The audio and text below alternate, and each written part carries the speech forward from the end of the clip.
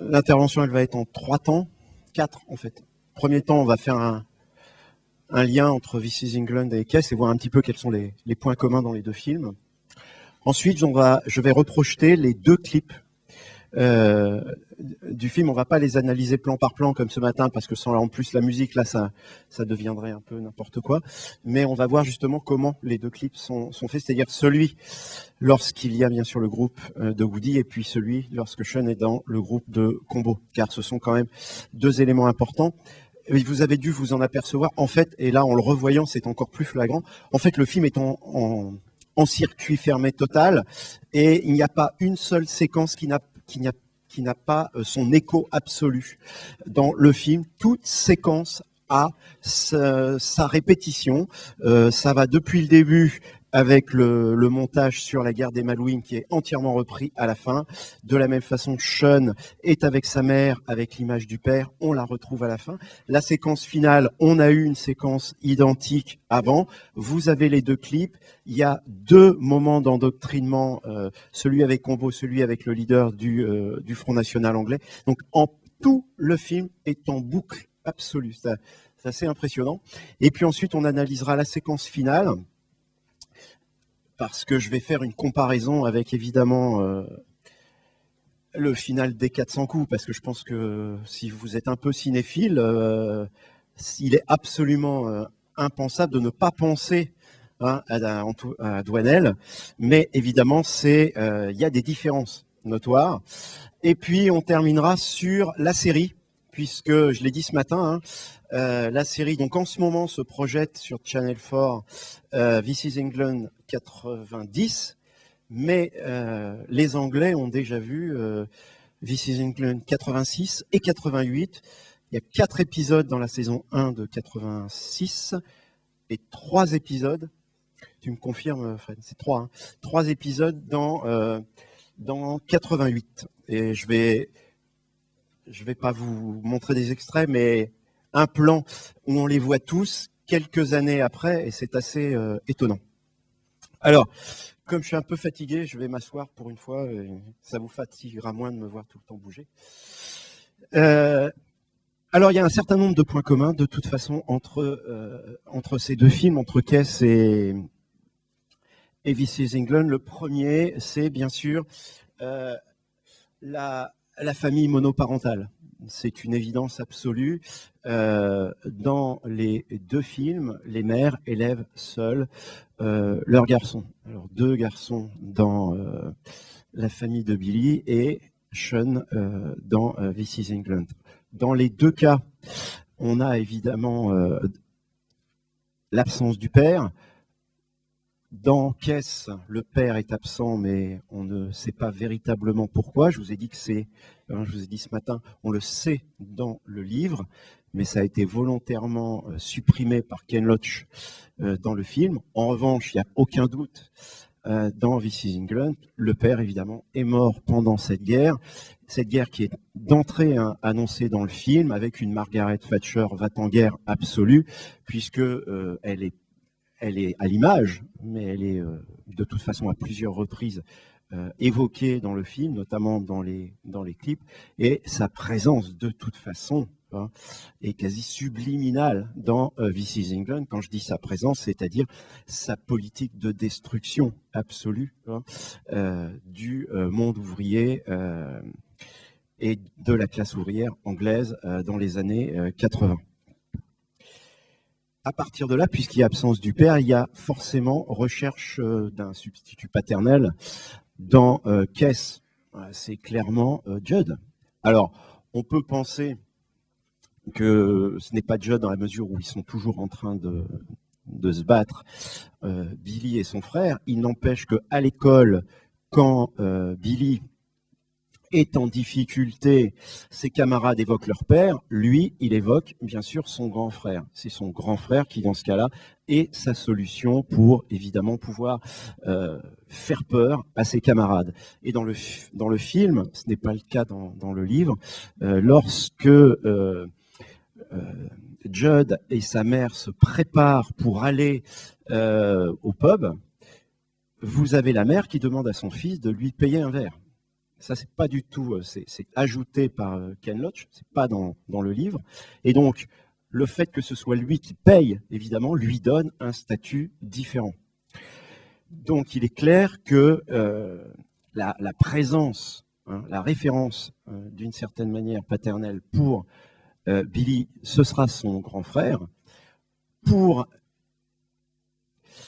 Sean, bah, évidemment, c'est très clair, c'est dans un premier temps Woody, puis Combo. Vous avez d'ailleurs une séquence qui fait le lien, c'est lorsqu'ils sont dans la pièce et qu'il leur demande de faire un choix, et vous avez la main, il y a un plan très serré, où vous avez la main de Woody qui apparaît et qui est sur l'épaule de Sean, mais c'est la voix hein, et le discours de Combo qu'on entend à ce moment-là, et c'est le discours de Combo qui va évidemment faire que Sean va évidemment changer de substitut paternel. Ensuite, évidemment, il y a les deux mères. Alors, les deux mères, elles peuvent sembler très différentes, mais tout de même, le résultat, c'est que dans les deux cas, les deux enfants sont tout de même, on peut le dire, livrés à eux-mêmes. Alors, on peut avoir l'impression que dans This is England, la mère de Sean est plus présente, mais tout de même. Elle l'attend quand même, par exemple, à un moment, quand il rentre tard, elle est là. Donc, il y a une présence... Oui, il ne fonctionne pas. Je vais me lever parce que ça sera plus simple. Je ne suis pas à l'aise assis. Donc, elle l'attend tout de même à un moment donné quand il rentre tard. Elle va avec lui dans le pub au départ hein, pour avoir une explication. Et en réalité, d'explication, il n'y en a pas véritablement. Et elle finit par confier son fils à Woody. Très clairement, hein, elle le laisse et elle s'en va. Et elle a l'air parfaitement rassurée quand elle repart. Donc, il y a véritablement dans cette scène une prise de position de la mère qui confie son fils à Woody, ce qu'elle ne verra pas à partir de là, parce qu'elle va quasiment disparaître du film et réapparaître à la fin en écho à la séquence d'ouverture. Et elle ne verra pas, évidemment, le danger. Et le danger, c'est bien sûr l'arrivée au sein du groupe de Combo qui, lui, va faire basculer Sean, évidemment, dans le milieu néo-nazi. Autre élément, on en a parlé ce matin, point commun, c'est l'évocation de l'école. Donc là, ce matin, je ne reviens pas sur ce que j'ai dit, sur ce que pense Ken Loach du système éducatif anglais. On est en 69 quand même dans le film, et là, le film est donné en 83.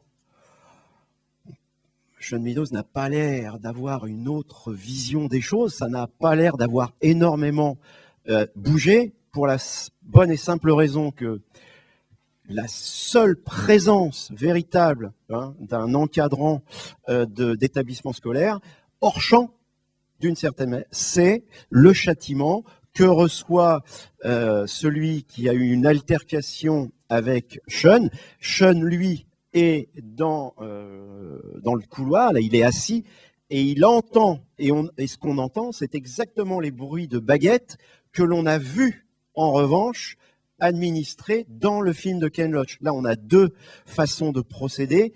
Ken Loach montre clairement dans son film le châtiment corporel, alors que Sean Meadows va le présenter hors champ, mais avec la réaction de Sean, et on sait quand on voit ensuite Sean dans la rue qu'il a lui aussi subi le même châtiment. Que dire du système éducatif ? Le problème est simple puisqu'il n'est pas du tout présenté. C'est-à-dire que dans le film, on a l'impression que Sean n'est pas scolarisé. En fait, il part à l'école au début du film et le seul moment où on revoit un élément scolaire, c'est à la fin.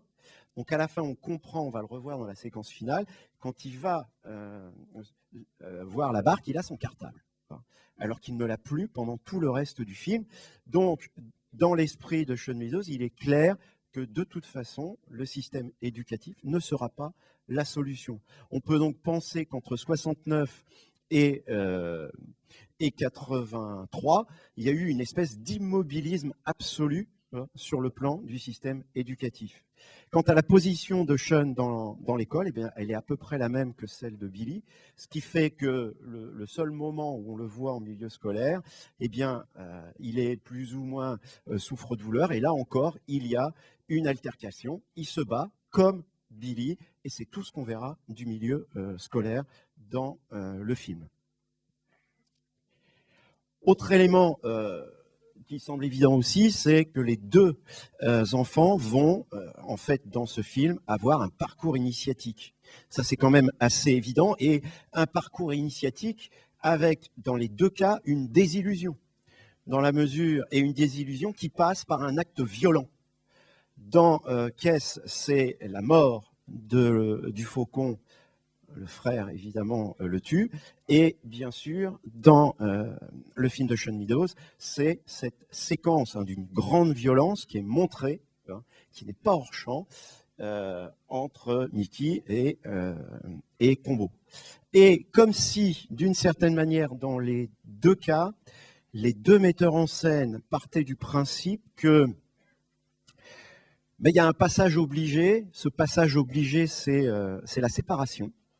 Clairement, c'est d'une certaine manière la perte, une perte, et dans les deux films, vous avez ça. Il faut faire l'expérience de la séparation. C'est un peu l'idée ici. Et donc, à la fin, quand vous avez Billy qui enterre son faucon, ou lorsque vous avez Sean qui jette le drapeau, eh bien, là, il y a eu chez Billy, il n'y a pas de choix possible, alors que chez Sean, tout de même, il y a un choix qui va être fait. Mais dans les deux cas, de toute façon, il y a une séparation. Et puis le dernier élément qui me semble être un point commun entre les deux, c'est tout simplement l'esthétique du film. On a vu que dans le film de Ken Loach, il y a clairement un aspect documentaire. C'est tout à fait logique, puisque Loach est documentariste. Et si on revient sur ce que disait, et c'était très pertinent hier, Alain Bergala, dans le film de Ken Loach, vous avez une espèce de camailleux de marronasse et de grisâtre absolu. On n'a presque pas l'impression d'avoir un film en couleur quand on regarde Kess. Alors Kess a été fait avec un directeur de la photo qui en 69 n'est pas encore connu, mais il va le devenir très vite, puisque dans les années 80, il aura 2 Oscars de la photographie. C'est Chris Menges. Chris Menges est un grand directeur de la photo. Et par la suite, il fera même plusieurs films, dont un qui est assez connu, qui s'appelle Un monde à part, et qui est un film qui parle de l'apartheid en Afrique du Sud.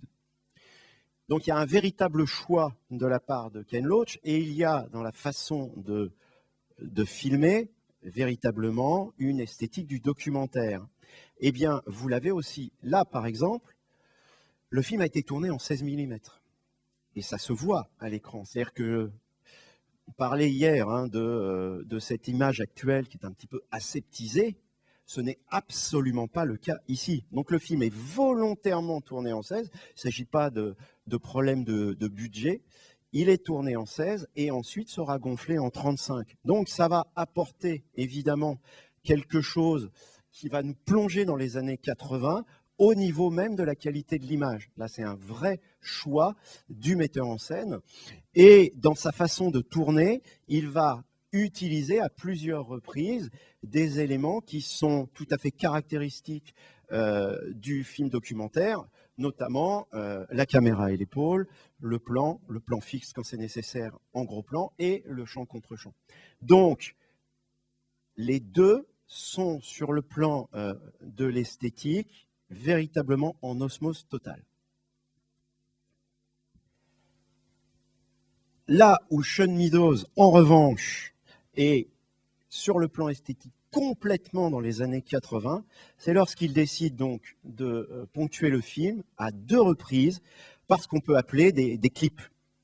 Vous en avez un avec le groupe de Woody et vous en avez un autre avec le groupe de Combo. Alors, je vous propose qu'on les revoie tous les deux, l'un après l'autre, et ensuite on en parle.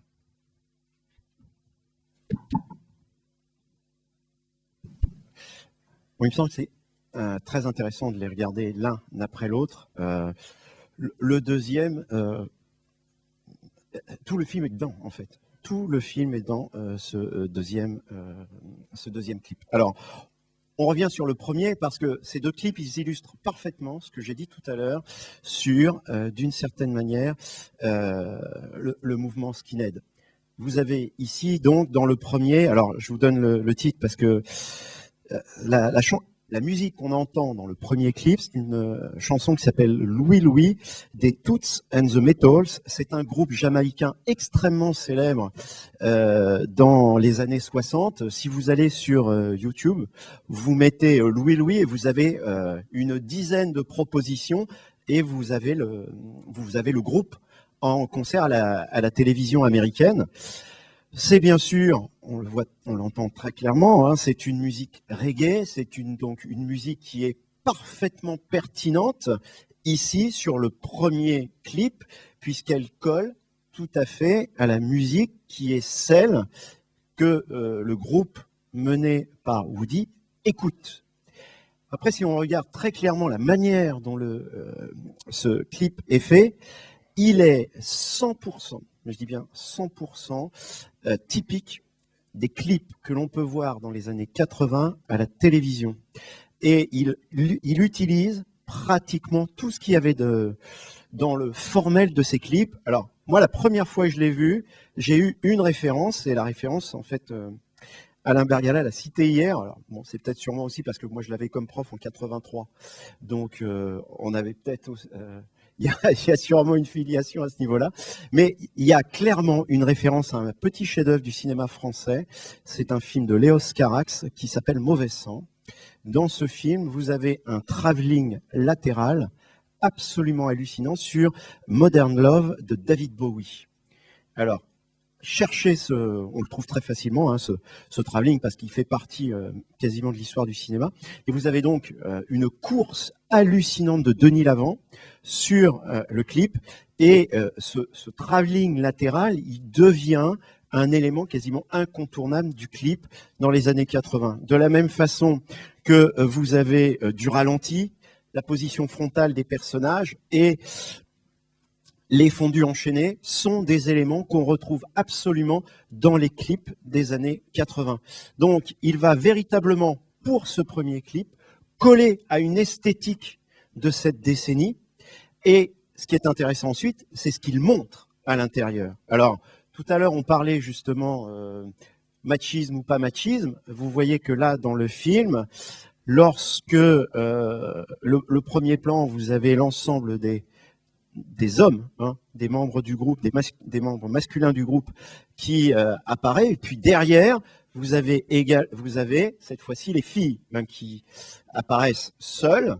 Mais à l'intérieur du clip, ça va être beaucoup plus compliqué. Tout ça va se mélanger. Il y a même Sean qui fait une tentative de rapprochement, de drague, hein, auprès de Smell, qui va se développer d'ailleurs par la suite dans le film et d'ailleurs dans la série aussi ensuite. Et donc, ici, vous avez véritablement des liens entre les deux. Et si on arrête plan par plan, il y a même à certains moments des couples improbables qui sont annoncés. Et notamment, il y a un plan, si on arrête un moment sur le travelling latéral, vous avez LOL et derrière Mickey qui passe et il n'y a aucune... il n'y a pas de hasard dans ce moment-là. Et en fait, c'est une histoire qui va se développer dans la première saison de la série. Et elle est amorcée dans le clip. À un moment donné, ils sont donnés en couple. Parce que on peut parfaitement le fixer sur le cadre. Ensuite, ce qui est aussi très important dans ce clip, c'est que c'est totalement bon enfant. Qu'est-ce qu'ils font de leur journée ?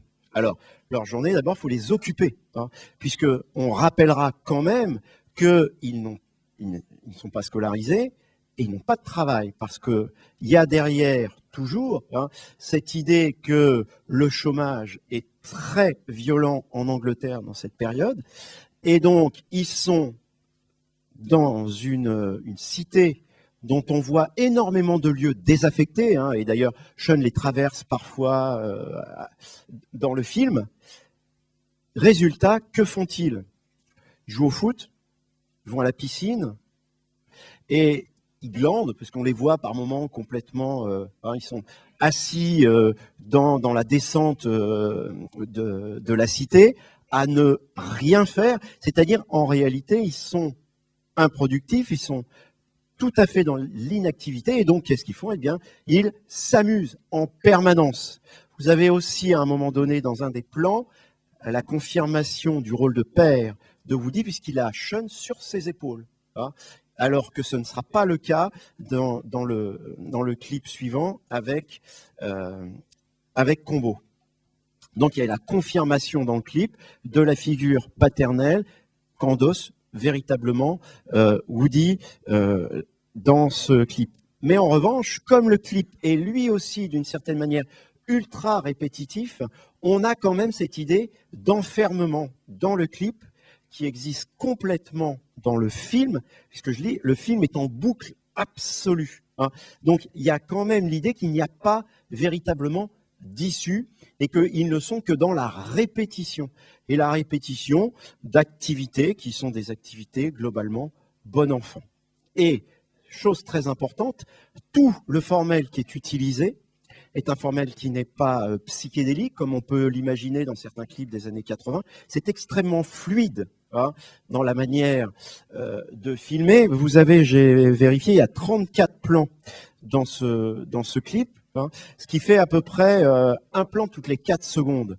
Donc, c'est léger, c'est fluide, ça épouse parfaitement le rythme de la musique qui a été choisi.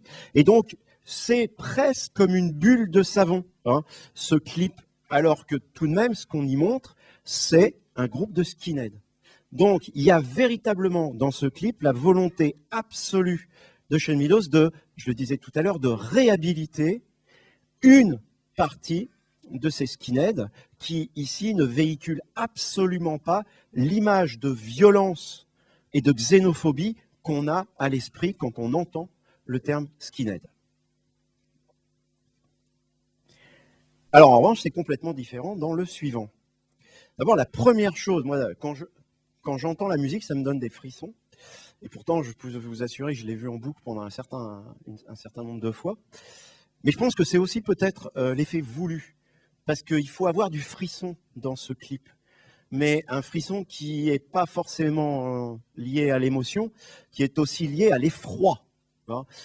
Parce que ici, il y a quand même quelque chose de tout à fait étonnant, c'est que si on était dans la logique du premier clip, on devrait avoir en musique extra-diégétique de la musique Oi, c'est-à-dire celle que l'on vous a passée tout à l'heure en ouverture de la séance. C'est-à-dire cette musique ultra agressive, cette musique extrêmement violente qui, normalement, devrait accompagner ce clip comme la musique jamaïcaine accompagne le premier.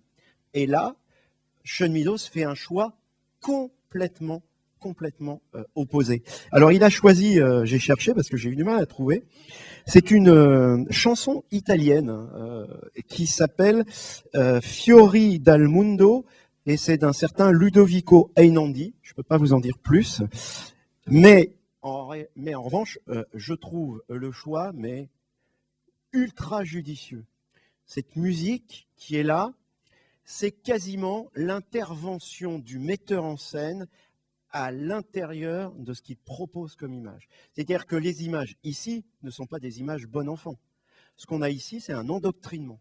Et l'endoctrinement passe très clairement par les ellipses.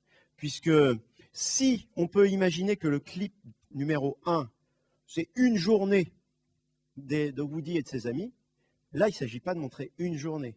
Il s'agit de montrer de manière précise comment Combo va faire tranquillement passer Sean d'un monde à l'autre. Et bien sûr, un monde noir et violent. Et donc, il y a tout un travail d'endoctrinement et de répétition qui passe évidemment par les ellipses et le montage. Ensuite, vous avez dû remarquer que c'est filmé de manière complètement différente. C'est-à-dire qu'il n'y a plus de fluidité et on va abuser de la plongée, de la contre-plongée. On en abuse absolument. Et ces plongées, ces contre-plongées qui vont être vont donner le côté agressif de l'endoctrinement, d'une certaine manière, et ce qui fait qu'on ressent, alors que la musique est une musique mais douce, on ressent une angoisse, il y a une angoisse absolue dans ce qui est montré, et ça c'est par le choix clair de la façon de cadrer dans ce clip. Après, vous avez dû remarquer aussi qu'il n'y a plus de femmes. Là, on est uniquement dans un univers 100% masculin, et lorsque des femmes apparaissent, elles sont terrorisées, puisqu'on les voit courir dans ce tunnel. Les looks ont changé. Vous avez vu que Sean n'a plus du tout la tenue qu'il avait dans le clip précédent. Il a désormais ce manteau noir qui l'habille quasiment de la tête aux pieds et qu'il va garder quasiment jusqu'à la fin. Et qui va être une manière vestimentaire de l'identifier dans, évidemment, cette position, puisqu'il accepte véritablement le discours que lui tient Combo.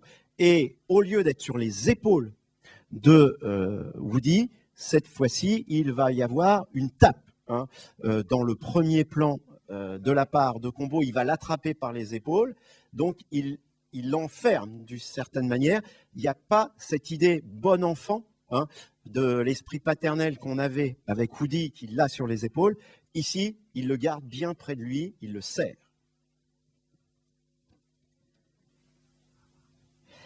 Vous avez aussi dans le deuxième clip le groupe qui progresse vers la caméra, ce qu'on n'avait pas véritablement dans le premier. Et donc, il y a aussi, à nouveau par cette idée-là, une idée d'enfermement, d'agression.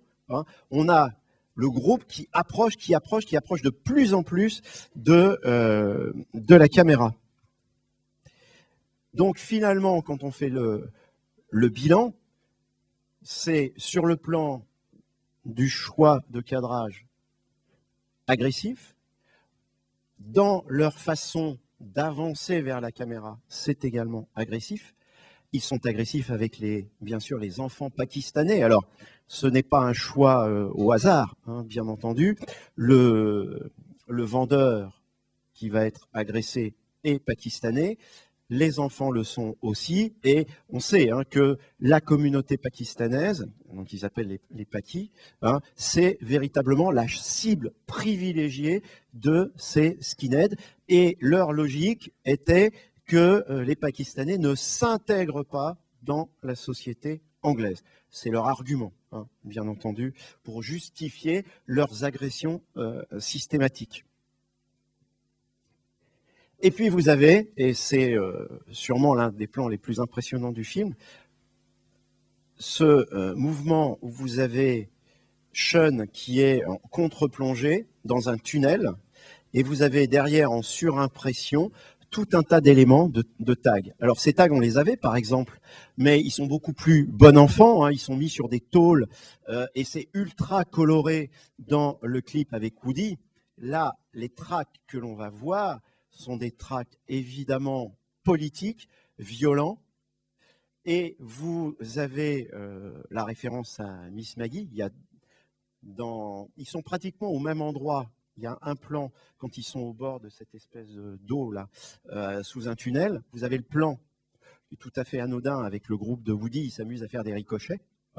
En revanche, quand vous avez le même plan filmé exactement de la même façon avec le groupe de Combo qui se déplace, on sent une animosité, et vous avez...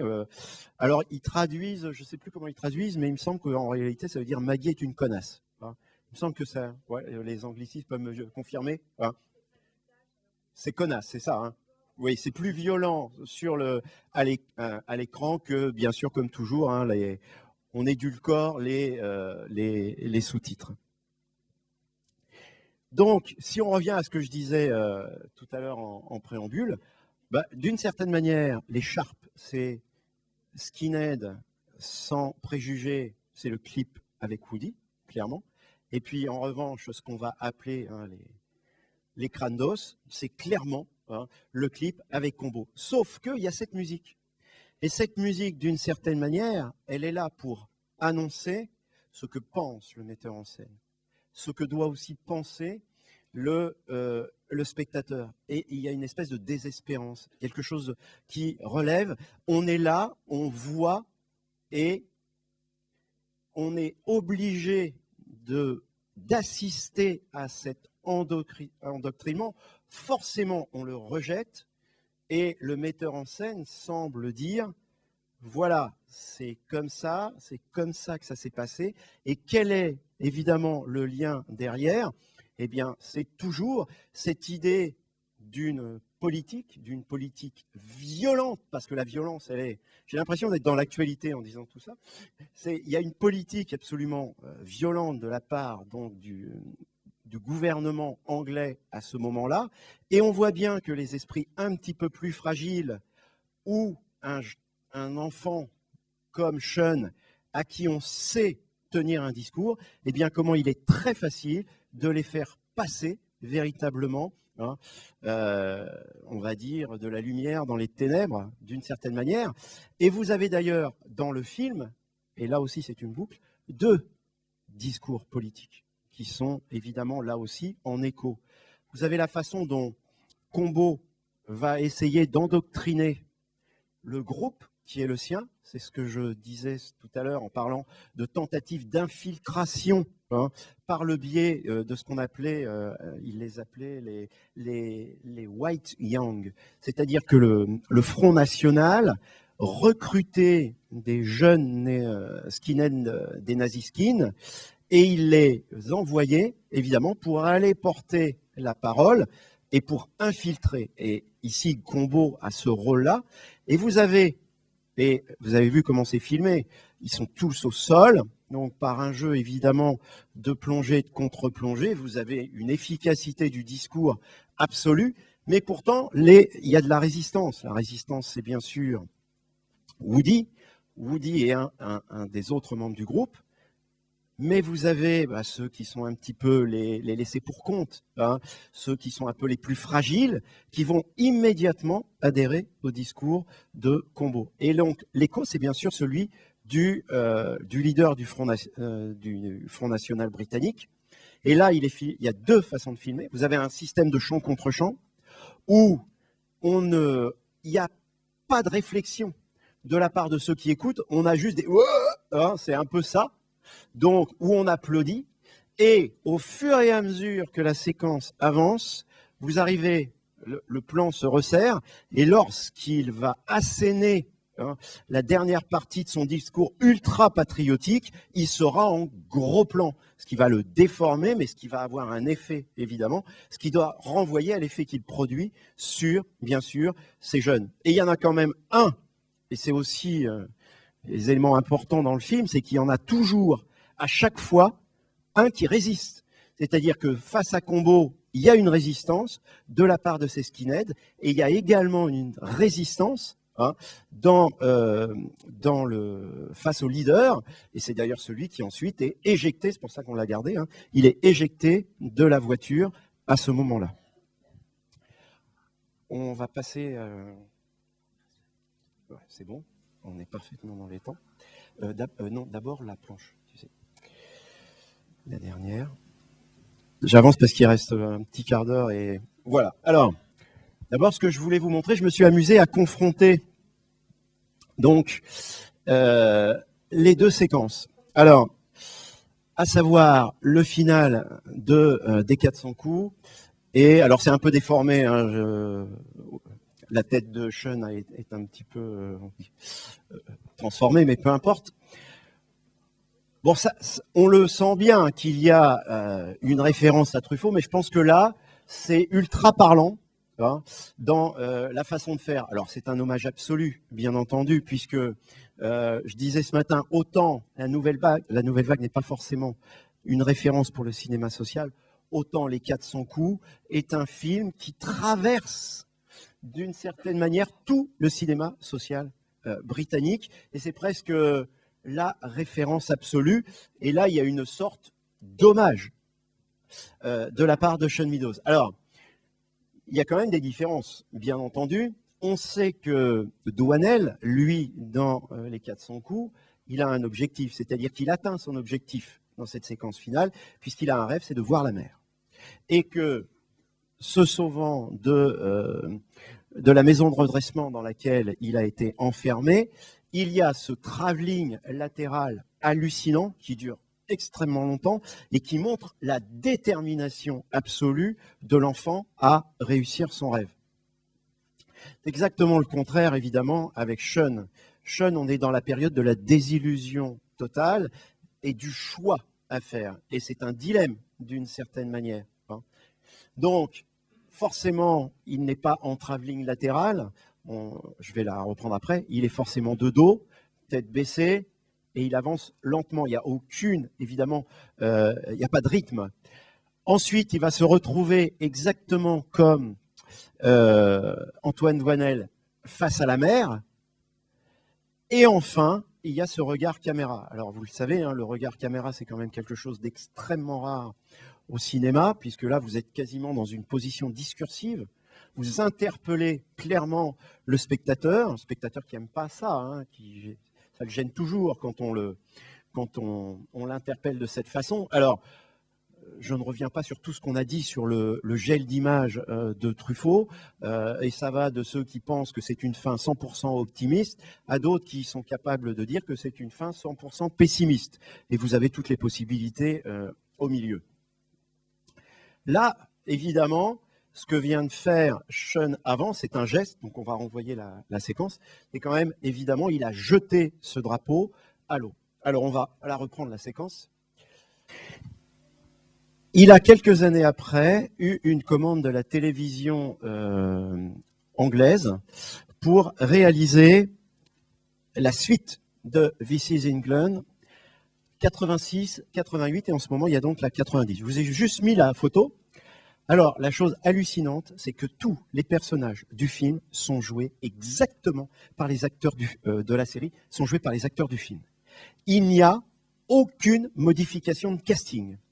Alors, vous les retrouvez, est-ce que tu prends, on peut faire un zoom sur la première. Alors, dans cette série, alors déjà, je vous le dis, si vous en parlez à vos élèves qui sont des as du téléchargement, attention, parce que c'est ultra trash, c'est cash comme sait le faire la télévision anglaise. C'est-à-dire, dans cette séquence, Sean, que vous voyez au fond, n'est plus, dans la saison, Sean n'est plus le personnage principal. Tous les personnages ont un moment à eux dans la saison, comme il y a plusieurs épisodes, mais en réalité, la saison est surtout centrée sur Woody et Lol, qui tentent de s'embourgeoiser dans la série, qui essayent d'avoir une vie de couple, mais tout ça va être perturbé par le retour du père de Lol. On sait qu'elle a eu une adolescence perturbée et en fait elle a été violée par son père. Le père revient dans la saison, s'approche de sa petite sœur et ce qu'elle craint évidemment va arriver. Et vous avez dans la série le viol incestueux dans sa durée en plan fixe. C'est à la télévision anglaise. Hein. C'est à la télévision anglaise, ce qu'on n'imagine pas à la télévision française, bien sûr.